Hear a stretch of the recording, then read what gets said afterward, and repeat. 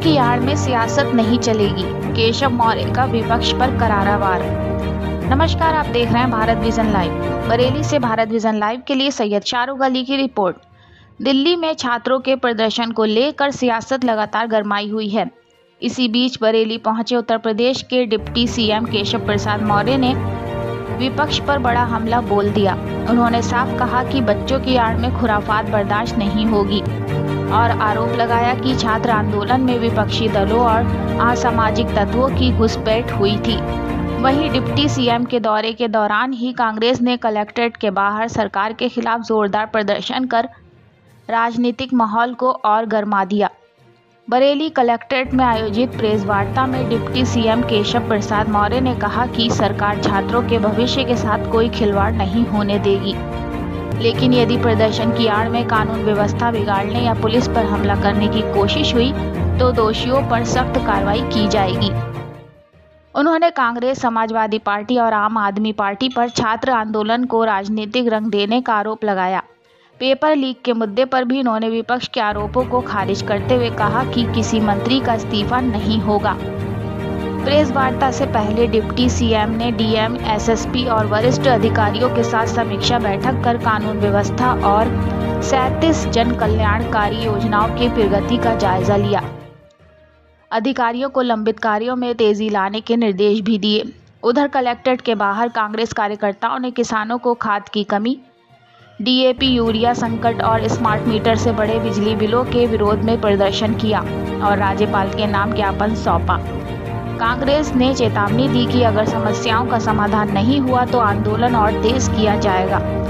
कुल मिलाकर बरेली में एक ओर डिप्टी सीएम का विपक्ष पर तीखा हमला देखने को मिला तो दूसरी ओर कांग्रेस ने सरकार को किसानों और जनता के मुद्दों पर घेरने की कोशिश की।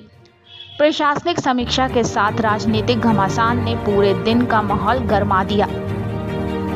के द्वारा उत्तर प्रदेश में मोदी लाल का हसीन सपना देखने वाले सत्ता में आने के लिए अखिलेश यादव जी अपनी कंपनी के साथ माननीय प्रधानमंत्री जी के आवास के पास धरना दिया गया। मैं इसकी कड़े से कड़े शब्दों में निंदा करता हूँ। अगर विरोध करना है, धरना देना है तो उसके लिए दिल्ली में स्थान है, लेकिन प्रधानमंत्री जी की सुरक्षा को खतरे में डालना, माहौल को खराब करना, उनको नीट परीक्षा को लेकर के अगर संसद में चर्चा करनी होती तो डॉक्टर जितेंद्र जी जो माननीय पीएमओ में भी मंत्री हैं, वह स्वयं श्री राहुल गांधी जी से बात करने के लिए गए।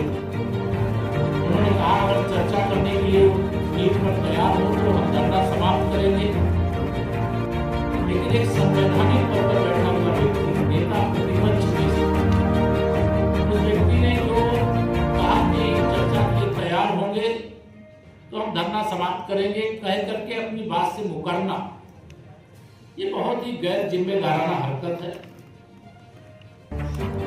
सरकार हर उस मुद्दे पर चर्चा के लिए तैयार है, लेकिन विपक्ष चर्चा से भागता है और चर्चा से भागने से किसी समस्या का समाधान नहीं है। मैं आप सबको इतना ही बताना चाहता हूँ कि 2027 में तीसरी बार उत्तर प्रदेश में प्रचंड बहुमत के साथ भारतीय जनता पार्टी की सरकार बनने जा रही है। हम बरेली सहित ब्रज क्षेत्र सहित उत्तर प्रदेश के सभी 6 क्षेत्रों में 2017 के विधानसभा चुनाव में जो विजय हुई थी, विजय को दोहराने रिकॉर्ड विजय प्राप्त करेंगे। समाजवादी पार्टी हो, कांग्रेस पार्टी हो, ये हताशा, निराशा के गर्त में डूब चुके हैं। विकास का यह जो स्वरूप है उनसे देखा नहीं जा रहा। देश के माननीय प्रधानमंत्री जी का सम्मान और स्वागत पूरे विश्व में हुआ। दुनिया में आज की डेट में ऐसा कोई नेता नहीं है जिसे 35 देशों ने अपने देश का सर्वोच्च सम्मान दिया हो, लेकिन वह नेता है भारत के प्रधानमंत्री माननीय श्री नरेंद्र मोदी जी। हम आर्थिक महाशक्ति भी बन रहे हैं, सामरिक महाशक्ति भी बन रहे हैं, आध्यात्मिक महाशक्ति भी बन रहे हैं, हर क्षेत्र में आगे। अखिलेश यादव कह रहे हैं कि अमित शाह जी को और प्रधानमंत्री जी को छात्रों से माफी मांगनी चाहिए जिस हिसाब से उनके साथ इतना ही कहना चाहिए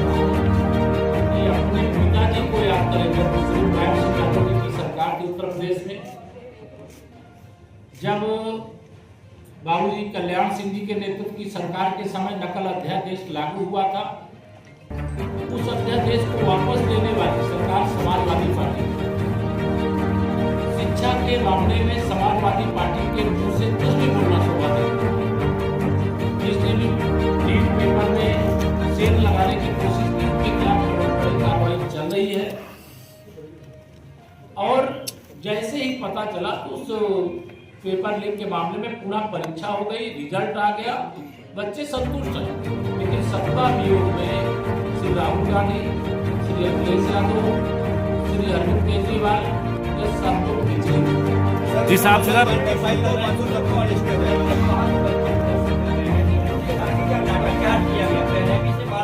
आपकी सरकार ये करवा रही है नहीं, एकदम आप सब पत्रकार मित्रों को इतना ही मैं कहूंगा कि शांतिपूर्ण आंदोलन का भारतीय जनता पार्टी सदा स्वागत करती। आंदोलन की आड़ में कोई कानून व्यवस्था को बिगाड़ने की कोशिश करेगा, पुलिस पर हमला करने की कोशिश करेगा, व्यवस्था को छीन की कोशिश करने की कोशिश करेगा, तो कानूनी कार्रवाई जरूरी हो जाती है। और मैं कल का सारा वीडियो मैं भी देखा हूँ, आपने भी देखा होगा कि आंदोलन की आड़ में कांग्रेस पार्टी के, समाजवादी पार्टी के, आम आदमी पार्टी के तमाम गुंडे अपराधी माफिया उसके अंदर घुस गए और छात्रों के नाम पर किए जाने वाले आंदोलन की आड़ में छात्रों के कंधे पर बंदूक रख करके अपनी राजनीतिक रोटी सेकने का काम तीनों दलों ने किया है, जिसका जवाब इस देश का युवा जहां भी चुनाव होंगे तीनों दलों को देने का। धर्मेंद्र प्रधान का इस्तीफे की मांग की जा रही है।